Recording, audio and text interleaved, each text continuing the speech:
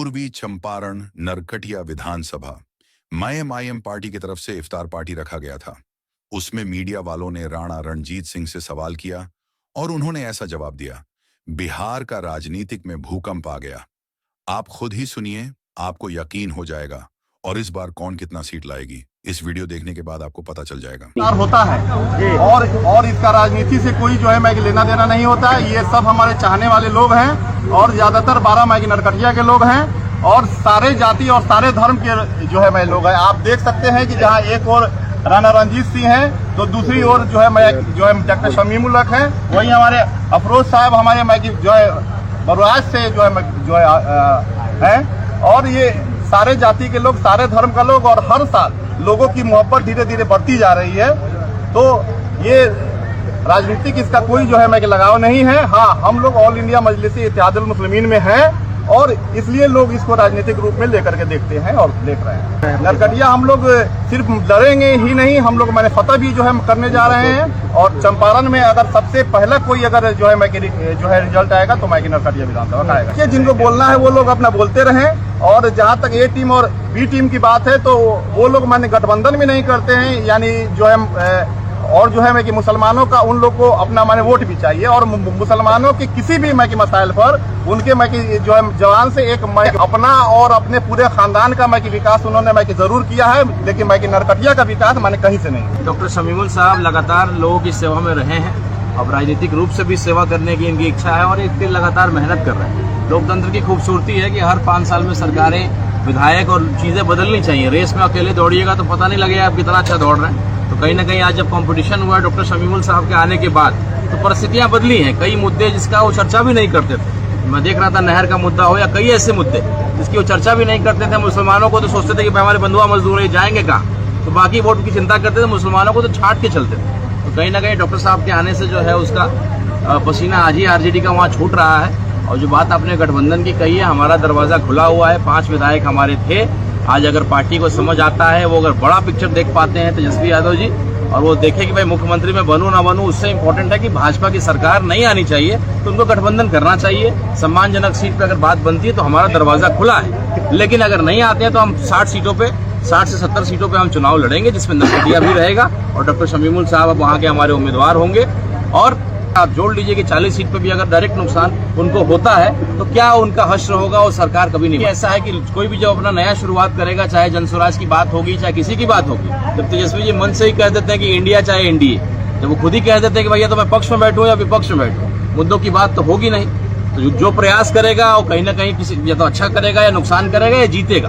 हमारे कर्पूरी जी ने कहा ही था कि पहला चुनाव किसी को जो है अपना पहचान बनाने के लिए, दूसरा किसी को हराने के लिए और तीसरा जीतने के लिए।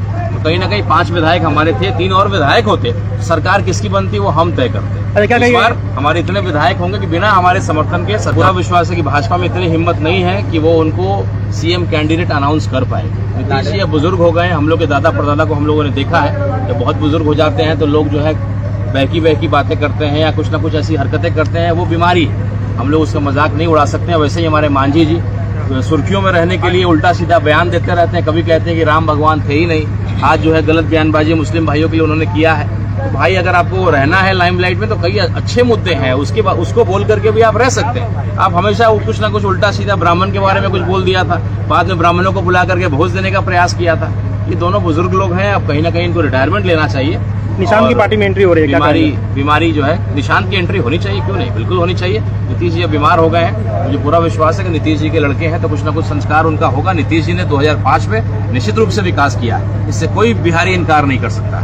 लेकिन आज जो परिस्थिति है, आप इतना टैक्स लगा दे रहे हैं हर चीजों पे, शराबबंदी अगर इतना ही गलत होता तो भाजपा शासित सभी राज्यों में होता। लेकिन बिहार में सबसे गरीब राज्य बिहार है, लेकिन सबसे महंगा पेट्रोल खरीदते हैं, सबसे महंगा बिजली खरीदते हैं और सबसे बुरे और फटीचर हालत में आज बिहार हमारा है, क्योंकि कोई विजनरी मुख्यमंत्री नहीं है। सत्ता परिवर्तन होने जा रहा है बिहार में, एक नई सरकार, एक ऊर्जावान सरकार आने जा रही है और निश्चित रूप से बिहार जो अपने से बेहतर राज्यों के साथ तुलना करेगा, रेस में उनको देख करके दौड़ेगा, पीछे देख करके कि 2005 में क्या होता था, 2005 से पहले क्या होता था, ये बातें जो है बिहार का चुनाव लड़ा, मैंने देखा कि शिवहर इलाके में कई मुस्लिम भाइयों ने उनको वोट दिया था, क्योंकि सेकुलर छवि उनकी है निश्चित रूप से। गिरिराज सिंह जैसे लोग या भाजपा वाले कब उल्टा सीधा बोलते हैं, तो हमेशा फटकार लगाने का उन्होंने काम किया है। लेकिन इस बार चूंकि बीमार हो गए हैं, अगर वो अपने सही हालात में होते तो निश्चित रूप से वक्फ बोर्ड के खिलाफ रहते, क्योंकि मुस्लिम का वोट उनको मिला है। आज वो जहाँ भी पहुंचे मुसलमानों की अहम भूमिका रही है, लेकिन अब उनकी तबीयत ठीक नहीं है और उनके अगल बगल के जो लोग हैं उनके अंदर अब भाजपा का आत्मा है। केवल शरीर जेडीयू में है, लेकिन आत्मा जो है भाजपा का हो चुका है, इसलिए उनको जो है बांध दिया गया है। कहीं ना कहीं वो अपना डिसीजन लेने में सक्षम नहीं है। प्रशांत किशोर कह रहे हैं कि जन स्वराज की सरकार बनेगी 25 में। अच्छी बात है, प्रशांत किशोर जी की सरकार बन जाए और नया बदलाव हो, लेकिन इतना आसान नहीं है बिहार में। उन्होंने 4 सीटों पे चुनाव लड़के देख लिया। एक कहावत है, बंद मुट्ठी लाठी खुल गई तो खा गई। कहीं ना कहीं हड़बड़ाहट में जो बाई इलेक्शन उन्होंने लड़ा, उसको लेकर के थोड़ा खामियाजा हुआ है। पार्टी अच्छा कर रही है, प्रयास अच्छा है, लेकिन इतना आसान नहीं है बिहार में राजनीति इतनी जल्दी कर लेंगे, सीधे सरकारी बना लेंगे, ये संभव है। आपकी पार्टी का अलायंस नहीं होता है महागठबंधन के साथ, क्या थर्ड फ्रंट बनाने की बिल्कुल पिछले बार भी हमारा मायावती जी के साथ था, उपेंद्र कुशवाहा जी हम लोग के साथ थे, जीडीए अलायंस था हमारा, और इस बार भी कई ऐसी पार्टियों से बात हो रही है। आप देखिए, जो एक लोग दाग लगाते थे कि एमआईएम केवल मुसलमानों की पार्टी है, तो ये बिल्कुल राणा रणजीत जब खड़ा है और आपके सामने बयान दे रहा है एमआईएम के पक्ष में, तो आपका जवाब आपको खुद मिल रहा है कि अभी मुसलमानों की पार्टी नहीं रह गई है। मैं एक सियासी परिवार से आता हूँ, मेरे पिताजी इतने लंबे समय तक सियासत में रहे, मैं इस पार्टी के फ्यूचर को देखता हूँ। और एक बैरिस्टर जो असदुद्दीन ओवैसी साहब जिन्होंने लंदन से पढ़ाई किया है, प्रदेश अध्यक्ष अख्तरुल ईमान साहब जो ईमान के इतने पक्के हैं कि करोड़ों रुपए को लात मारा, मंत्री पद को लात मारा, और उन्होंने अपने जो है समर्पण ओवैसी साहब के खिलाफ समाज के प्रति जो उनका है उसको निभाने का उन्होंने काम किया। तो ऐसे लोगों के नेतृत्व में काम करना हम लोग जो